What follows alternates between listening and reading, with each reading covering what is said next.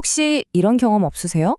마음은 정말 선한 일을 하고 싶은데 몸과 행동은 전혀 딴판으로 움직여서 답답했던 경험 말이에요. 오늘 바로 그 내면의 전쟁을 끝낼 수 있는 열쇠, 생명의 성령의 법이라는 아주 근본적인 원리에 대해 한번 이야기 나눠보려고 합니다. 아마 우리 대부분이 이 질문에 고개를 끄덕일 거예요. 내 안에서 벌어지는 정말 끝나지 않을 것 같은 전쟁 같은 경험이죠. 도대체 왜 나의 좋은 의도와 실제 행동은 이렇게 자꾸만 어긋나는 걸까요? 이 보편적인 인간의 괴로움을 사도 바울은 이렇게 딱 짚어냈습니다. 여기서 성경이 말하는 육신이라는 건요, 단순히 우리 몸뚱이를 말하는 게 아니에요. 하나님을 거스르려는 우리의 본성, 그러니까 이기적인 욕망과 생각의 덩어리, 바로 그걸 의미합니다. 이 모든 충돌이 바로 이 육신에 깊이 뿌리내리고 있다는 거죠. 네, 바로 이 지긋지긋한 내면의 전쟁이 우리 이야기의 출발점입니다. 성경은 우리가 이런 상태에 놓인 이유를 마치 거스를 수 없는 자연 법칙처럼 어떤 특정한 법 아래에 있기 때문이라고 진단하고 있어요. 그 법의 이름이 바로 죄와 사망의 법입니다. 이건 법전에 적힌 조항 같은 게 아니고요. 우리를 끊임없이 아래로 끌어당기는 영적인 중력 같은 원리라고 생각하시면 돼요. 선을 행하려는 의지마저 결국 좌절시키고 우리를 영적인 죽음으로 몰고 가는 정말 피할 수 없는 강력한 힘인 거죠. 여기서 진짜 흥미로운 게 뭐냐면요. 이 육신의 생각이라는 게 단순히 식욕이나 성욕 같은 육체적인 욕망만을 뜻하는 게 아니라는 거예요. 이건 아예 하나님과 정반대 방향을 보고 서 있는 우리 존재의 근본적인 사고방식 그 자체를 말합니다. 그러니 당연히 하나님을 기쁘시게 할 수도 없고 그분의 법에 복종할 수도 없는 거죠. 자, 그렇다면 인류는 어떻게 하다가 이런 상태에 꼼짝없이 갇히게 된 걸까요? 이걸 이해하려면 하나님과 그의 백성 사이에 맺어졌던 첫 번째 아주 중요한 약속, 바로 옛 언약을 들여다봐야 합니다. 옛 언약은 마치 아주 완벽한 거울 같았어요. 얼굴에 뭐가 묻었는지, 얼마나 더러운지는 정말 선명하게 보여줬죠. 하지만 그걸 씻어낼 비누나 물을 주지는 못했습니다. 자, 이 표를 보시면 두 언약의 차이가 정말 한눈에 들어오죠. 다른 것도 중요하지만 기록된 곳과 동력원을 한번 보세요. 옛 언약은 차가운 돌판에 새겨진 바깥의 규칙이었고 그걸 지키는 건 오롯이 인간의 노력이었어요. 하지만 새 언약은요, 우리 마음판에 직접 새겨주고 심지어 동력원마저 하나님의 영, 바로 성령님이 되어주신다는 겁니다. 이건 차원이 다른 이야기죠. 그래서 핵심은 이겁니다. 율법이라는 시스템 자체는 완벽했어요. 문제는 그 시스템을 돌릴 우리 인간에게 그럴 힘이 전혀 없었다는 거죠. 결국 실패하고 정죄받고 좌절하는 악순환만 반복될 뿐이었습니다. 그런데 정말 놀라운 건 이 절망적인 구약 시대에서조차 하나님께서는 이미 미래의 해결책을 약속하고 계셨다는 거예요. 하나님과 관계 맺는 완전히 새로운 방식에 대한 약속 말이죠. 에스겔 같은 선지자들이 바로 이런 예언을 했습니다.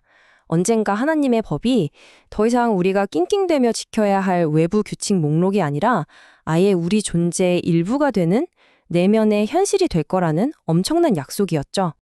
맞아요. 이건 규칙 몇 개를 바꾸는 수준의 이야기가 아니었어요. 이건 하나님이 직접 집도하시는 완전한 영적 심장 이식 수술에 대한 약속이었습니다. 그렇다면 이 수백 년 전의 놀라운 약속은 과연 어떻게 현실이 되었을까요? 바로 예수 그리스도의 사역을 통해서 마침내 생명의 성령의 법이 이 땅에 시작됩니다. 예수님이 오시면서 모든 게 바뀌었습니다.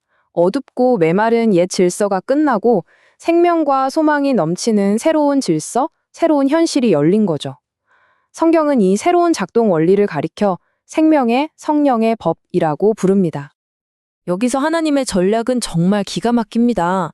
죄라는 감옥을 그냥 밖에서 폭격해서 부수는 대신 당신의 아들을 그 죄 많은 인간의 육신 안으로, 문제의 심장부로 직접 보내신 거예요.